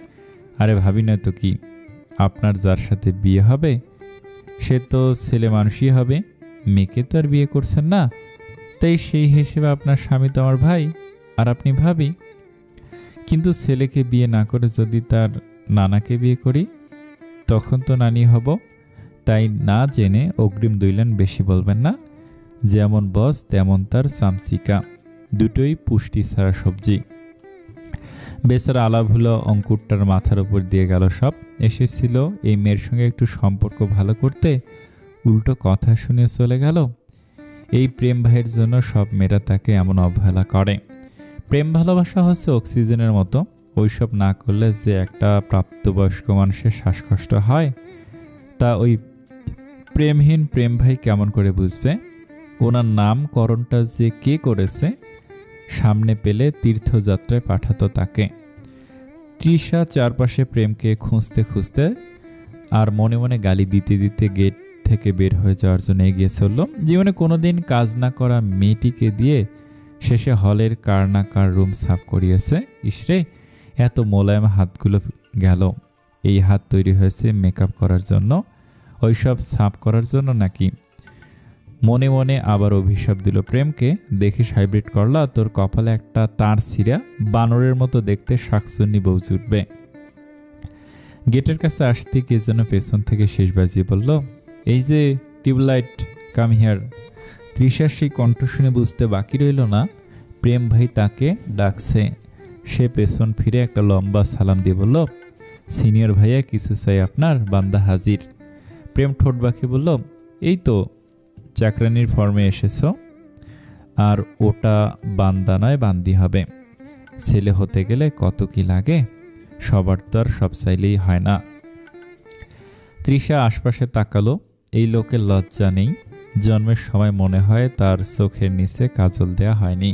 স্যাঁ, তৃষা চলে যাওয়ার জন্য পা বাড়াতেই প্রেম বাইকের ওপর থেকে নেমে তার ওড়না ধরে টান দিতেই তৃষা খেপে বলল, কোন হনুমান রে আমার ওড়না ধরে টানাটানি করিস? ভার্সিটির সবাই তখন অবাক, এত মানুষের সামনে এই মেয়ে প্রেমকে হনুমান বলল এমন ডাইরেক্টলি। প্রেম চারপাশে একবার তাকাতে তৃষা পেছন ফিরে বলল, ও আচ্ছা, আপনি ছিলেন সিনিয়র ভাইয়া। আমি ভাবলাম কে না কে, মাইন্ড করবেন না। যাই হোক, আমার ওড়না পছন্দ হয়েছে, আপনি আপনার ঠিকানাটা দিয়েন, জামা সলটটাও পাঠিয়ে দেব। সব জিনিস তো আবার সবাই চাইতে পারে না মুখে, থাক আমি না হয় বুঝিয়ে নিলাম বলে মুখটা বাঁকালো তৃষা। প্রেম তা দেখে ভুরু কুঁচকে বলল, এই যে মুখটা বাঁকালে, আমার না জুনিয়র, তোমার প্রতি একটু রাগ করতে মন চাইছে না? তৃষা চোখ দুটো সরু করে জিজ্ঞেস করলো, কেন? কারণ প্রতিবন্ধীদের মুখ তো বাঁকাই হয়, ওদের উপর রাগ করে আল্লাহ পাপ দিবে। তৃষার মেজাজ তখন আরও খারাপ। সে শিমলাকে কাছে টেনে বলল, শালি ফায়ার সার্ভিসকে কল দে, গায়ে আমার আগুন ধরেছে। প্রেম বাঁকা হেসে চোখে রোদ চশমা লাগিয়ে অঙ্কুরকে বলল, শালা খাঁটি ঘিয়ের ডিব্বান, আগুনে একটু ঘি ঢালি। তৃষা মুখ বাঁকিয়ে যেতেই পেছন থেকে আবারও প্রেমের ডাক হলো, সেদিনের সুমুটা কিন্তু পাওনা জুনিয়র। তৃষা মনে মনে তেতে উঠল, এই খচ্চর লোক এখনও সে কথা ভোলেনি। কত বড় জোচ্চোর ভাবা যায়। তৃষা কি করবে না করবে ভাবতে ভাবতে গাছের কোণে খেলতে থাকা ছোট্ট কুকুরছানাগুলোকে দেখে মাথায় তার বুদ্ধি চলে আসে। সে মনে মনে বলে ওঠে, কুকুরের আম্মাজান মনে হয় লাঞ্চ করতে গিয়েছে, যাই এই সুযোগে ছানাপোনাদের সঙ্গে মিট করে আসা যাক। প্রেম আর বলে উঠল, কী হয়েছে, দাও চুমুটা। সে মায়াভরা ভঙ্গিতে বলল, প্রেম ভাইয়া আপনি প্লিজ চোখ বন্ধ করেন, আমার না হেব্বি লজ্জা, লজ্জায় মুখ পাতলা ঝলের মতো হয়ে যায়। সরাসরি বললেই তো পারো, ডায়রিয়া রোগীর এর মতোই কালারটা হয়। ইস কী যে বলেন আপনি, লজ্জা করছে, চোখ বন্ধ করুন, আজকে আর বাধা আসবে না। আমি পারফিউম মেখে এসেছি, লিকুইডের গন্ধ আর গায়ে নেই। তৃষা এগিয়ে আসতে প্রেম অবাক হয়। ততক্ষণে এদিকটাই পুরো ফাঁকা হয়ে গেছে, মানুষ বলতে শিমলা আর অঙ্কুর সহ কিছু মানুষ আছে। তৃষা যত এগিয়ে আসছে ততই প্রেম টাসকি খায়, এই মেয়ের নাকি লজ্জা আছে, এই তার লজ্জার নমুনা। সুযোগ পেয়ে প্রেমের ঠোঁট খাওয়ার ধান্দা। এটা কি রাস্তার পাশে বিক্রি করে বেলপুরি পেয়েছে নাকি? একটু না হয় বলেছে সে, তাই বলে প্রতিবাদ করার বদলে চলে আসবে? এখন চুমু খেতে না দিলে তো ইজ্জত বলতে সবার সামনে কিছুই থাকবে না। প্রেম খোদার নাম নিয়ে দয়া ইউনুস পড়তে পড়তে চোখটা বন্ধ করতে বলল, যা করার জলদি করো। কই হলো, একটু ওয়েট, সুন্দর করে হেঁটে আসতে হবে না? জলদি আয় বাল, এমনিতেও গান্ধী পোকার চুমুর প্রতি আমার কোনো ইন্টারেস্ট নেই, না দিতে ছেলে নেই, জোর কিসের? প্রেম ছোটদের সঙ্গে জোর করে না। আরে না না, চুমু তো দেবই, চোখটা বন্ধ রাখুন তো। প্রেম তাই করে, তবে হঠাৎ করে সে আবিষ্কার করলো কেমন জানি ভেজা ভেজা একটা ফিল পাচ্ছে গালে। চুমু তো ঠোঁটে দেওয়ার কথা ছিল, গালে দিচ্ছে কেন? কিন্তু চুমু কম, চাটাচাটি বেশি লাগছে। প্রেম কি ললিপপ নাকি? প্রেম রাগে চোখ খুলতে দেখলো তৃষা তার গালের সামনে ওই কুকুর ছানাটিকে ধরে রেখেছে। সেই ছানা আবার খাবার ভেবে প্রেমের গালে জিহ্বা দিয়ে চাটা দিচ্ছে। এহেন দৃশ্য দেখেই তো প্রেমের গা গুলিয়ে আসে। সে রিয়াকশন দেওয়ার আগেই অঙ্কুর ঠোঁট চেপে এসে গান ধরল, আহা একই ছোঁয়া নিষেদিন, শিহরণে কাটে বেলা। বড় বটগাছটার সঙ্গে বেঁধে রাখা হয়েছে তৃষাকে। আজ না জানি তার কপালে কি লেখা আছে। ভার্সিটি আসতে না আসতে একটা মগা ছেলের সঙ্গে শত্রুতা বেঁধে গেল। গাছের সঙ্গে তো একা বাঁধা অবস্থায় নেই, বরং অঙ্কুরকেও বেঁধে রাখা হয়েছে। প্রেম তাকে লুঙ্গি পরিয়ে নিচে পিঁপড়া ছেড়ে দিয়েছে, তাও যে সে পিঁপড়া না, একেবারে বিষ পিঁপড়া। বেচারা সমানে চুলকাচ্ছে, কিন্তু সে চুলকাতেও পারছে না। হাত বেঁধে রাখা, এত বড় শাস্তি তো ইংরেজরাও সিরাজউদ্দৌলাকে দেয়নি। অঙ্কুর কাঁদো কাঁদো করে বলল, ভাই পিঁপড়া সিরিয়াস জায়গায় কামড়েছে, মানে যদি একটু চুলকে দিতেন। এতক্ষণ তৃষা চুপি ছিল, কিন্তু অঙ্কুরের কথা শুনে দাঁত কিলে বলল, কই দেখি। সঙ্গে সঙ্গে অঙ্কুর বলে উঠল, নাউজিবিল্লাহ, পুরুষ বলে কি, আমার কোনো পুরুষত্ব নেই। দেখুন এসব আমার বউয়ের জন্য তুলে রাখা, কাউকে দেখাতে পারবো না, কিন্তু আমার সঙ্গে প্রেম করলে অন্য বিষয়, দেখতে হলে করতে হবে, মানে প্রেম। তৃষা মুখে ভেংসি কেটে বলল, আসছে আমার পুদিনার চাটনি রে, আমি ওই প্রেম টেম করি না, একেবারে ভালোবাসি। প্রেম সঙ্গে সঙ্গে তৃষা একটু ধমক দিয়ে বলল, ওকে তো পিঁপড়ার কামড় খাইয়েছি, এবার বুঝি সাপের কামড় চাই তোমার বুঝি? এখন বলো তোমাকে কোন স্তরে শাস্তি দেব? তৃষা গলা উঁচু করে নির্ভীক ভঙ্গিতে বলল, দেন যেটা মন চায় দেন। প্রেম কাছে এসে বলল, লিপ ফিলার করবে? টাকা দান করি। ওকে ঠিক আছে বলে প্রেম পকেট থেকে একটা শিশি বের করলো। একটু আগেই একটা ছেলেকে দিয়ে শিশিটা আনিয়েছে। তৃষা প্রেমকে বলল, এই প্রেম ভাই এখানে অনেক গরম, ঘামিয়ে যাচ্ছে, একটু বাতাসের ব্যবস্থা করেন। আমার আন্ডা বের করব তোর জন্য শালি। বেশি কথা বলিস তুই। এই আন্ডাটা আমায় সিদ্ধ করে দিয়েন, বুঝিনি তো ডায়েটে আসি। প্রেম ভুরু কুচকে বলল, তার নমুনা তো দেখতেই পাচ্ছি, খাসি একটা। তৃষা তীর্যক হাসি দিয়ে বলল, খাসি চিনেন? কেটে ফেলা ছাগলকে খাসি বলে। এখন বলুন এখানে খাসি কে, আপনি নাকি আমি? আমি মানে? আমি কেন খাসি? আমি কোনো খাসি না। ওমা তাই নাকি? তৃষা পাশে বাঁধা অঙ্কুরকে ধীর কণ্ঠে জিজ্ঞেস করল, এত বড় ছেলের খতনা করা হয়নি? কি লজ্জার বিষয় বলুন তো? তৃষা ফের প্রেমের দিকে তাকিয়ে বলল, চিন্তা নেই মাইরি, ওই সামনের গাছটা একটা খতনার বিজ্ঞাপন দেয়া, আমি আপনার হয়ে কথা বলে আসবো, একেবারে জব্বর সার্ভিস দিবে। তুই আগে সার্ভিস নে ট্যাবলেট, আর আমি কি করেছি কি করিনি সেটা জানতে হবে না তোকে। যেদিন ধরবো না সেদিন বুঝবি কে খাসি আর কে পাঠা। তেল মেখে আসবো গায়ে, ধরতে গেলেই বরং বাইম মাছের মতো ফুরুত। ঠোঁট বাঁকিয়ে বলল, ছাই দিয়ে নেব, ফসকাবে না। তৃষা চুপসে যায়। তার আর এখানে ভালো লাগছে না। ওদিকে শিমলাটাও সেই কখন থেকে প্রেমকে রিকোয়েস্ট করছে তৃষাকে ছেড়ে দেওয়ার জন্য। প্রেম চোখ গরম করে জানিয়ে দিয়েছে আর একবার মুখ থেকে সাউন্ড বের হলে তাকেও নাকি বাঁধবে, তাই ভয়ে মেয়েটি আপাতত চুপসে আছে। এই ভাই, মোর সিনিয়র ভাইয়া, ঠ্যাং ব্যথা হয়ে গেছে তো এবার ছাড়ুন। ধরলাম কই? প্রেম ধীরে ধীরে এগিয়ে এসে তৃষার সামনে এসে শিশিটা ধরতেই তৃষা বলল, এটা কি? তোমার বাল। প্রেম গম্ভীর গলা জবাব দিল, আর প্রেম ভাই একটা হেব্বি মাল, তোমায় থাপড়িয়ে গাল করে দেব লাল। তৃষা ঠোঁট বাঁকে ভেংসি কাটতে যাবে, তার আগেই প্রেম শিশি খুলে সেখান থেকে মধু বের করে বলল, মধু খা শালি। তারপর যদি মুখের ভাষা মধুময় হয়, সিনিয়রদের সঙ্গে কেমন করে কথা বলতে হয় তা তো শিখিসনি। আপনিও তো জুনিয়রদের সঙ্গে ভালো করে কথা বলেন না, তাদেরকে ভালোবাসেন না। হলের রুমে দেখা করো ট্যাবলেট, ভালোবাসা দেবনি, ঝোলা ভর্তি করে নিও। যাব না, আপনি কাজ করান খালি। আর করাবো না, জাস্ট অঙ্কুরের 7 মাস না ধোয়া জাঙ্গিটা একবার ধুয়ে দিলেই হবে। সে কথা শুনে অঙ্কুর ফের বলে উঠল, ভাই এসব না বলে মেরে ফেললেই তো পারে নামায়। প্রেম সেই কথায় পাত্তা দিল না। তৃষাকে কিছু বলতে যাবে, তার আগে তৃষা বলল, সমস্যা নেই, আমিও আপনাকে সেই জাঙ্গিয়া ধোয়া পানি যদি চিপড়ে শরবত করে না খাইয়েছি তবে আমার নামও তৃষা নুজাত নয়। প্রেম এগিয়ে এসে জোর করে তৃষার ঠোঁট সহ ঠোঁটের চারপাশে মধু লাগিয়ে দিয়ে পকেট থেকে আর একটা বক্স বের করলো। তৃষা সেখানে টাকা দিয়ে ভয়ে চিৎকার করে উঠল, এমা, মৌমাছি! এই লোক তাকে শেষ পর্যন্ত মৌমাছির কামড় খাওয়াবে। এই ভাই দেখেন, ছোট মানুষ তো, একটু না হয়ে ভুল হয়েছে, তাই বলে মৌমাছির চুমু চাই না, প্লিজ আপনার মানে পা ধরে এই যাত্রা ছেড়ে দেন। প্রেম বিরক্ত গলা জিজ্ঞেস করলো, ছাড়া কথা বলতে পারো না খাটাস মেয়ে? সরি, ক্ষমা করে দেন, চুমু খেতে চাই না। চুমু তো তোমায় খেতেই হবে শোনা, কারণ এখন যে তোমায় চুমু খাওয়ার ভীষণ ফিল পাচ্ছে। যুবরাজ চেয়ারে পায়ের উপর পা তুলে বসে আছে। পিস্তলটা পাঞ্জাবির পকেট থেকে বের করে সামনে বসে থাকা তৃষার বাবা মাকে বলল, জলদি বলুন আপনার মেয়ে কোথায় গিয়েছে, নইলে কিন্তু মাথা উড়িয়ে দেব। তৈমুর তখনও ফোনে গেমস খেলছে। সে যে কিডন্যাপ হয়েছে সে খেয়াল কি তার আছে? যুবরাজ রাফসানকে বলল, এই শালার ফোনটা নে তো, কিডন্যাপ করেও দাম পেলাম না, মন চাইছে ফোনটা ওর পিছন দিয়ে ঢুকাই। ভাই পরে কিন্তু অপারেশনের খরচ আপনাকে বহন করতে হবে। হ্যাঁ তাও ঠিক।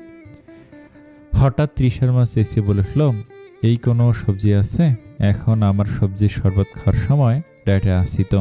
যুবরাজের খুব করে বলতে ইচ্ছে করছে, শরবত না, আপনাকে হিসু করে দেয়া সুইমিং পুলের পানি গুলিয়ে খাওয়াতে ইচ্ছে করছে। তবে সে বলল না।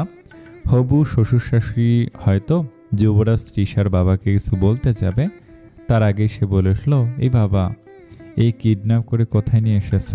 কি গরম এখানে, এত টাকা কামিয়ে কি লাভ যদি জনগণের জন্য একটা এসি না লাগাতে পারো? এভাবে কেউ কিডন্যাপ করে? একটা টিভিও নেই, এখন আমি খবর দেখব কি করে? সন্ধ্যা 7টার খবর শুরু হতে চলল।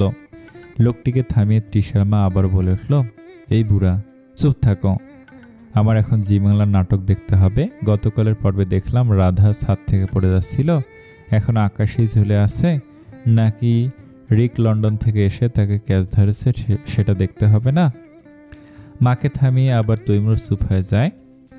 সেও ফোনে ফ্রি ফায়ার খেলতেই হবে, তারও ফোন চাই বলে আন্দোলন শুরু করলো। শেষে যুবরাজের মাথা পুনরায় গরম হলো, কেমন জানি চক্কর দিচ্ছে। সে রাফসানকে দ্রুত বলল, গবেট, এদের বিদায় করে বাড়ি পাঠিয়ে দে, এদের কিডন্যাপ করে আমি নিজেই এখন পাগল প্রায়। রাফসান মুখ বাঁকি বলল, আগেই বলেছিলাম এই পাগলের পরিবারের সঙ্গে সম্পর্ক করেন না, শুনলেন না তো? এখন ভুগতে থাকেন, আবার তো বিয়ে করতে চান আরেক পাগলকে। অন্ধকার কক্ষটির অস্তিত্ব মৃত্যুর অন্তঃস্থল থেকে উঠে আসার সংকেত জানান দিচ্ছে। আলো এখানে ঢোকে না, ঢুকতে চায় না, ভারী কালচে পর্দা জানালাকে গিলে খেয়েছে, বাতাসে জমাট বাঁধা রক্তের গন্ধ, কেমন যেন শ্বাসরুদ্ধকর সব। দেয়াল জুড়ে ঝুলছে বিকৃত সব প্রতিচ্ছবি, কোথাও চোখ উপড়ে ফেলা মুখ, কোথাও বশীভূত অঙ্গ, আবার কোথাও হাহাকার মিশে থাকা অস্পষ্ট মানুষের চেহারা। ছবিগুলো যেন আর ছবি নয়, একেবারে মৃত আত্মাদের বন্দি আর্তনাদ। এক কোণে স্তূপ হয়ে পড়ে আছে ছুরি, করাত ও নানান রকম অচেনা যন্ত্র। প্রত্যেকটির ধারকণা এখনও কারো চামড়ার স্মৃতি বয়ে বেড়াচ্ছে, ধাতব গায়ে শুকনো দাগ, কিন্তু সেই দাগ থেকে উঠে আসা ধোয়া মেশানো কাঁচা রক্তের গন্ধ। সবচেয়ে ভয়ঙ্কর দৃশ্যটি অপেক্ষা করছে দেয়ালের গায়ে গায়ে। সারি সারি পুতুল, যাদের মাথা জোর করে ন্যাড়া করে ফেলা হয়েছে, শূন্য কাঁচের চোখগুলো স্থির তাকিয়ে আছে দর্শকদের দিকে, অথচ চোখের ভিতর নেই কোনো প্রাণ। কিছু পুতুলের গলায় কাটা চিহ্ন, কিছুতে কালি সেলাই করা, কিছু আবার হেসে আছে ভাঙা দাঁতের মতো বিকৃত এক ভঙ্গিতে। কালো হুডি পরা লোকটার মুখে একটা কালো মাস্ক। সে ঘরে ঢুকতে হাতের ব্যাগটা থেকে একটা নতুন পুতুল বের করলো। টেবিলের ওপর থেকে একটা চাকু তুলে ইচ্ছে মতো আঘাত করতে থাকলো পুতুলের চোখের ওপর।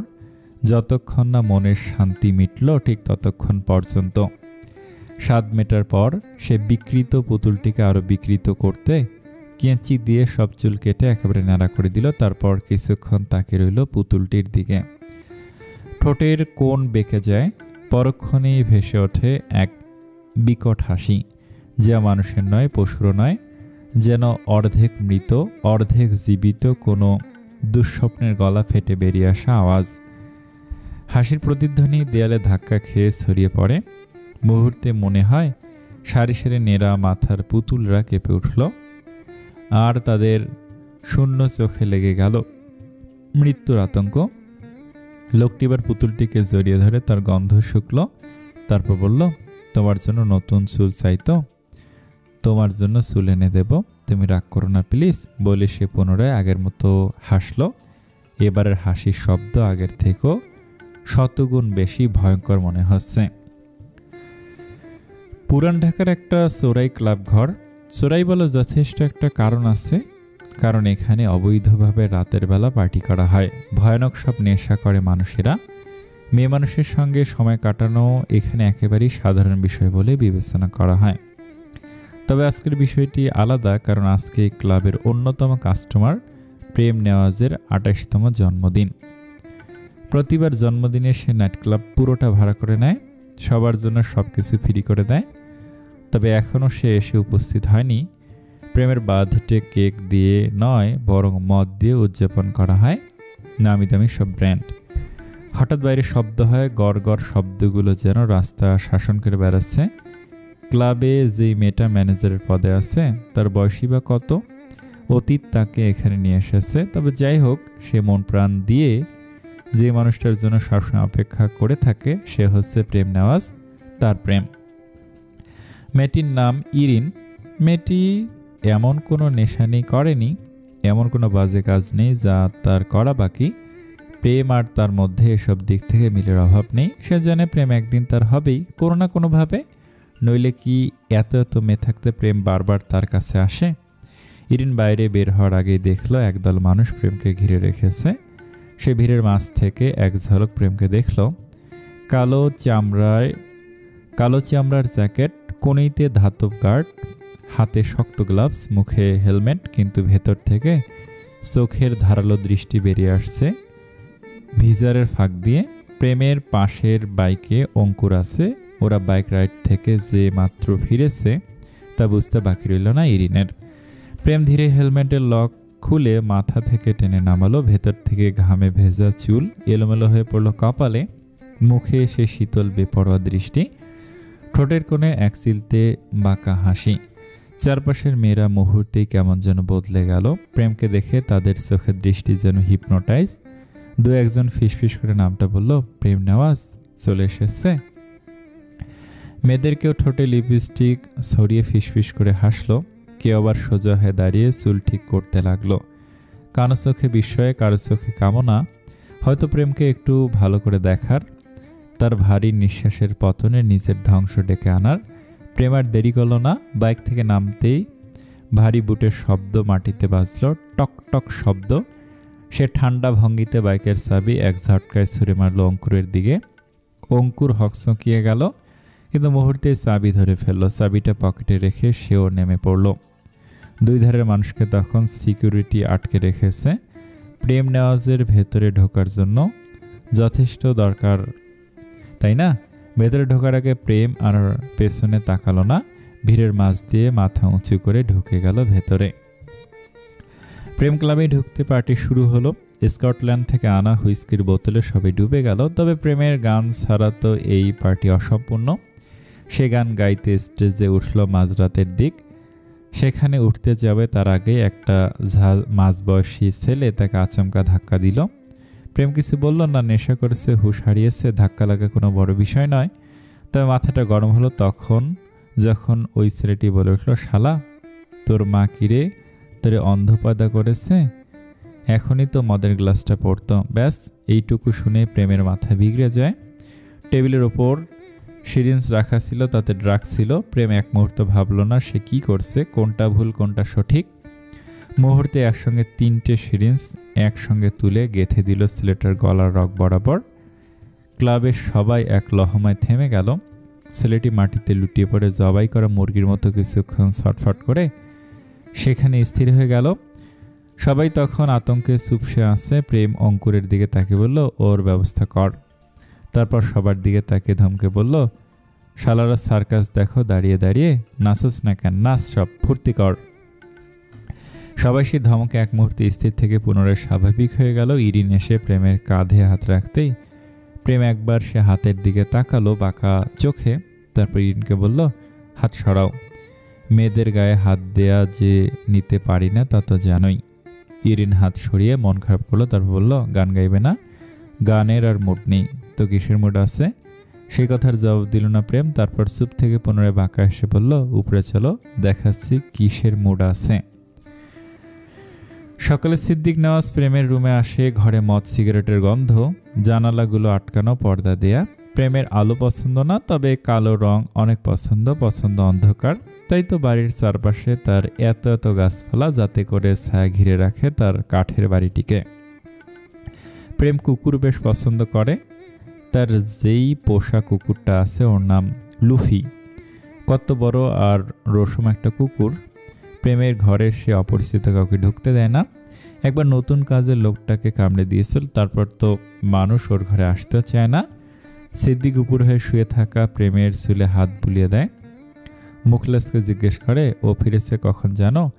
গার্ড, কাল তো 7টার দিকে।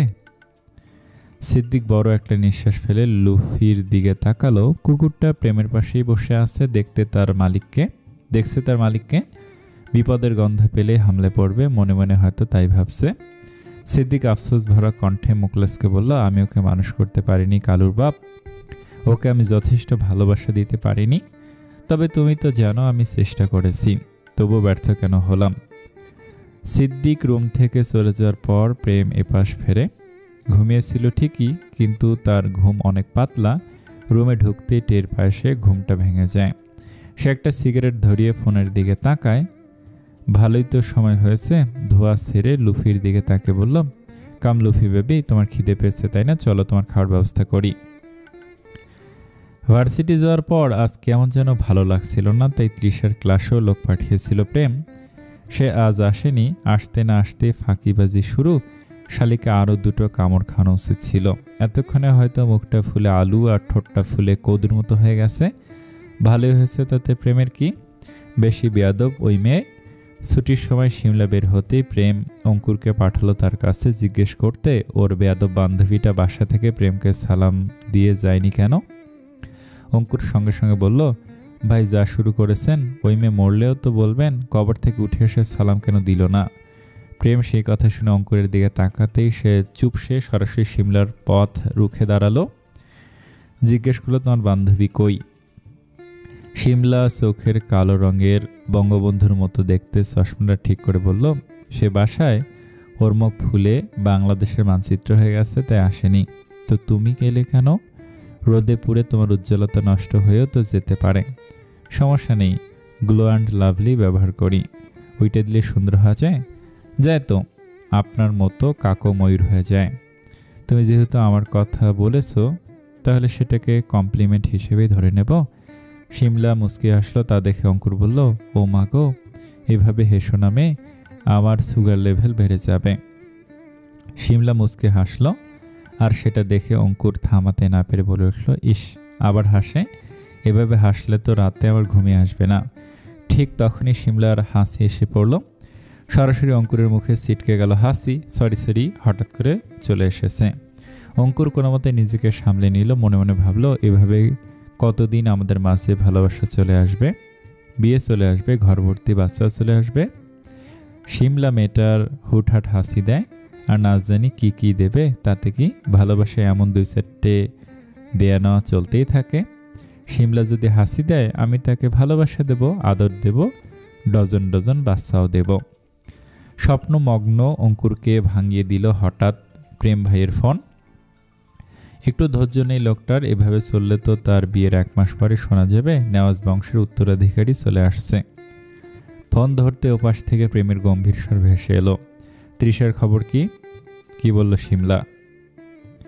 সিমলা তো কিছু বলল না, কিন্তু আমি তো তাকে অনেক কিছু বলতে চাই। কি বলতে চাস? বলতে চাই, ওগো সিমলা, তুমি কি আমার জীবনের ডাটা হবে, যাকে ছাড়া আমার জীবন চলেই না? প্রেম হ্যাঁ হলো না, উল্টো গম্ভীর গলায় বলল, কিন্তু তুই তো ওয়াইফাই ইউজার। ও একটা হলেই হলো। গল্পটা অনেক ভালো। বাকি 2টা গল্প আজ রাতেই শেষ হয়ে যাবে, হয়তোবা কালকে হতে পারে। তো আপনাদের কাছে অনুরোধ থাকবে, এই গল্পটা আপনারা কমেন্ট করবেন, লাইক করবেন এবং প্রথম পর্বটা কেমন হয়েছে কমেন্টে জানাবেন। ধন্যবাদ সকলকে। আসসালামু আলাইকুম।